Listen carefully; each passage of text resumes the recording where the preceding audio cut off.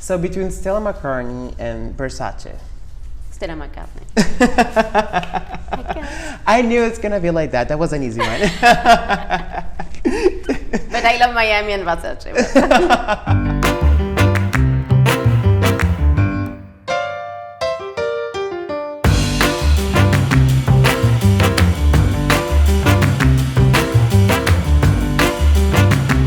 Sophie, I know you're for France. I mean, I'm curious about it. Why Miami and not France? I mean, the French people are always like thinking about fashion. You have a great industry there, and when you think about Miami, it's gonna be beach, shopping. Well, shopping is your main point.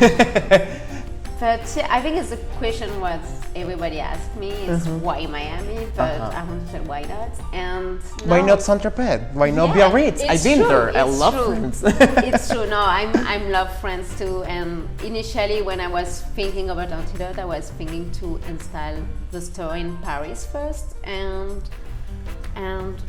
what it's like more something I dream from I'm young.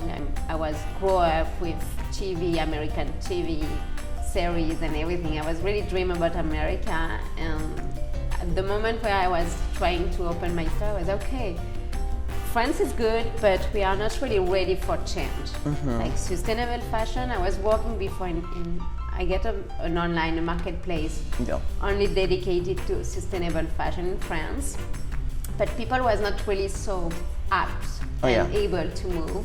They were just looking for luxury brands and then established brands. Yeah, maybe. And we need more time in France to change, and we are not really so much consumers. We wear product with really style. We play. That's why sustainability was not really speaking to French people. And in the meantime, US sustainable market was growing well. That's why I was okay. Let's see what's happened in the other way of, and let's part the Atlantic and see what's happened. And I do first wrong. I was thinking first more move to New York, Los Angeles, and I came here, and I was really in love of the energy of the city. And I really see the weather, the city. Yeah, no, but it's a city really interesting because you have a lot to do. You know, New York or Los Angeles are. It's like very difficult to make it there. Yes. I know there's so many competition there. Yeah, and here I was okay. Wow, I was really like the energy of Miami. That's why I called it. Just really, I was in love with the city. I was really want to show also the creativity and not showing only the sustainability aspect. Because if you buy a dress, it's not like when you buy food. You know, you buy a dress, you want to be good in, you want to be put, you want to be pretty. Well, you wear it for different reasons. For different ways, yeah. But not sustainability. We have to be also honest on that, you know. And the sustainability have to be the cherry on the cake. That's why I was okay. I will take on an inverse. Let's do something nice. Let's do something good packaging, eco-friendly.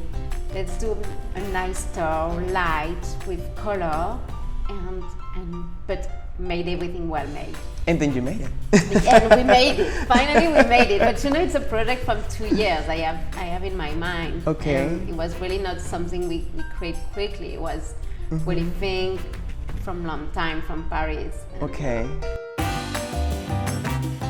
The story behind the store is first what I like the most is really to find different designers from all over the world and with different eco-friendly or social aspects.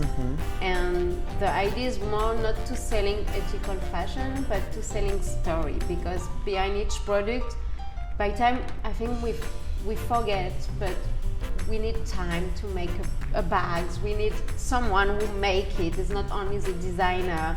And I was really want to show also the more the emotional aspect also of you're not just buying a bag or a dress. You're buying something more, and that was something I was really like.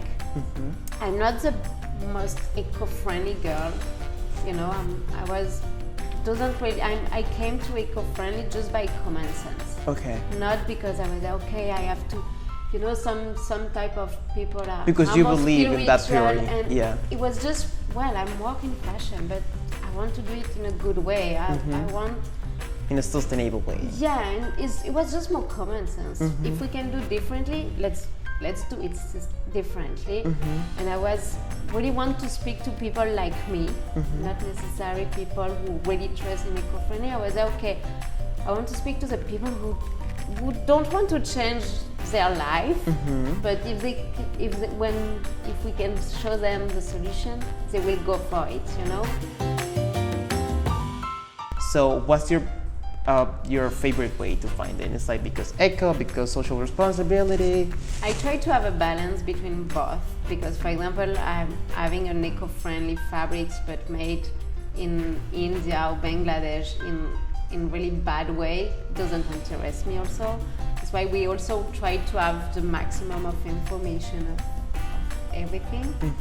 But after personally, what I'm really trusting is I'm really concerned by the ocean pollution and plastic pollution. That's why we really try to avoid the plastic at the maximum we can. Do you have a sustainable life? Because we're talking about sustainable fashion, so I guess you have something like, I mean, you're doing something like more than fashion. So what are you doing? Like, how do you live? I mean, like, you know, helping people, like helping the planet to be a better place to live. I mean, what's your like theory about life? It's really About interesting. life, I think you have to be not too extreme. That's why I'm every time I don't want to be too much extremist, and I try to balance between life Being a little open. and just we're living in a so beautiful place, and we have the nature everywhere, and I just think it should be normal for everybody to just take care of where you live, and I try to take care of my employee and of my team, and it's more a day to day. I'm probably not the more eco-friendly girl in a sense of I drive in a vintage car, I smoke by time, but that's also the life, and I don't want to be like, okay, we have to be perfect, you know. Life is a balance, and I really try my best, and I think everybody should think like this to go more, you know. Would you go to H&M and get something there? No, this never happened. No, for fashion, no. For fashion, I can't.